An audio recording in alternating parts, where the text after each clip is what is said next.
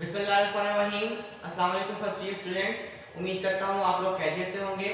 आज का जो हमारा लेक्चर है वो आपका जो टॉपिक है वर्ड, इसके ऊपर है।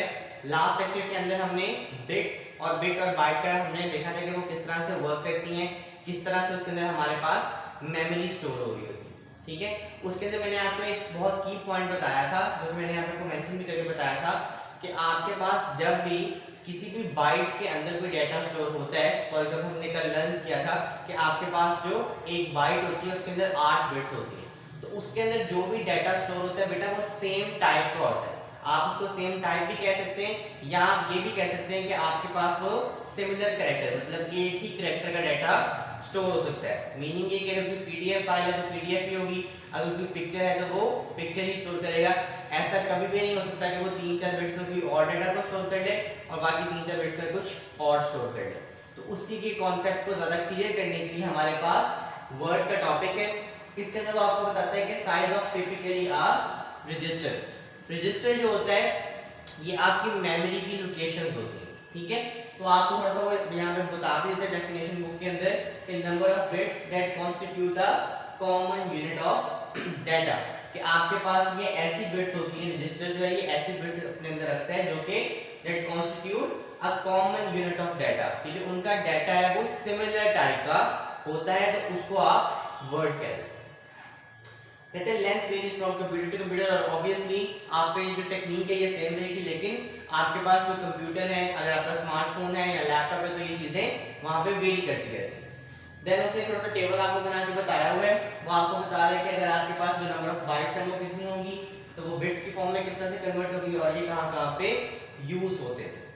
फर्स्ट ऑफ ऑल है आपके पास सिर्फ जो एक बाइट है। ठीक है, एक बाइट के अंदर हमने कल भी देखा था 8 बिट्स होती हैं, और वो आपको कह रहा है कि जो वेरी अर्ली पीसीज थे, जो वेरी अर्ली पर्सनल कंप्यूटर्स थे, जो कि अब बिल्कुल भी यूज नहीं होते, उनके अंदर इनका यूजेज था।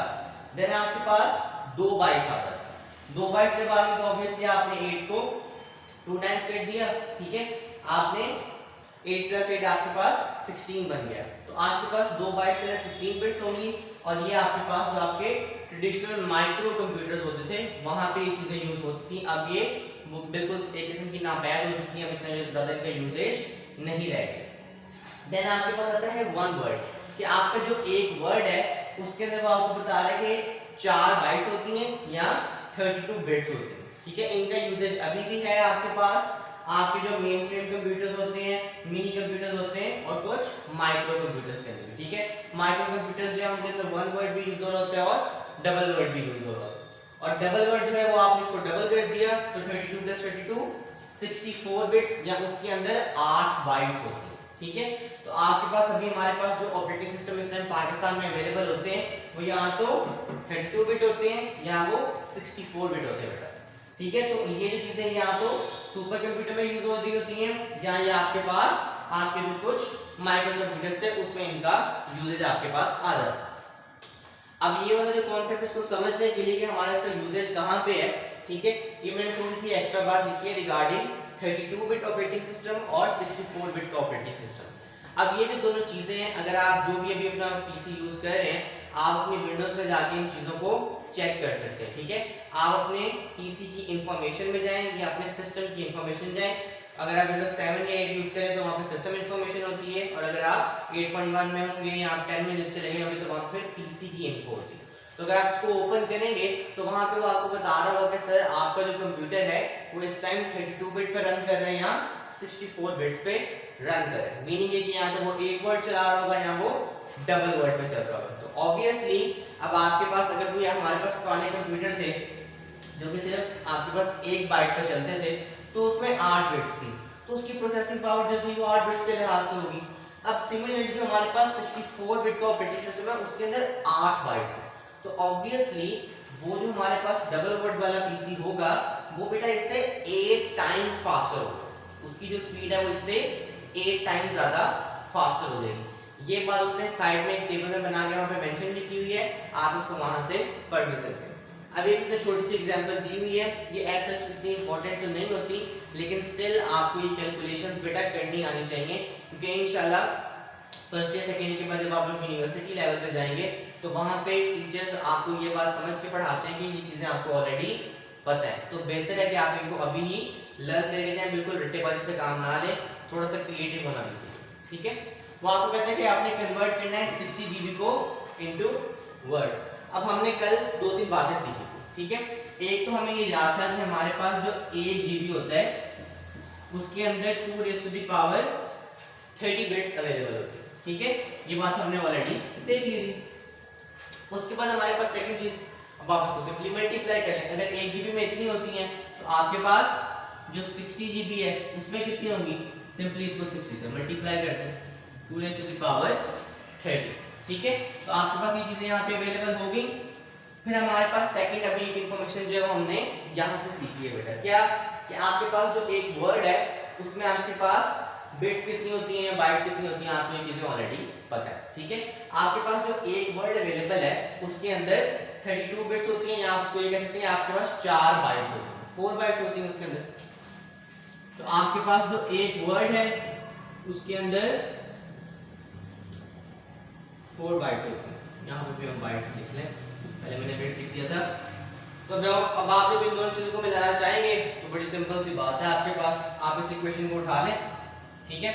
आप उसको इधर लिख देंगे, आप कन्वर्ट करें 60 GB इनटू वर्ड्स। तो जब आप ये लिखेंगे तो ये चीज तो हम ऑलरेडी यहाँ पे लिख सकते हैं, 60 मल्टीप्लाइड बाय 2⁻30, ठीक है।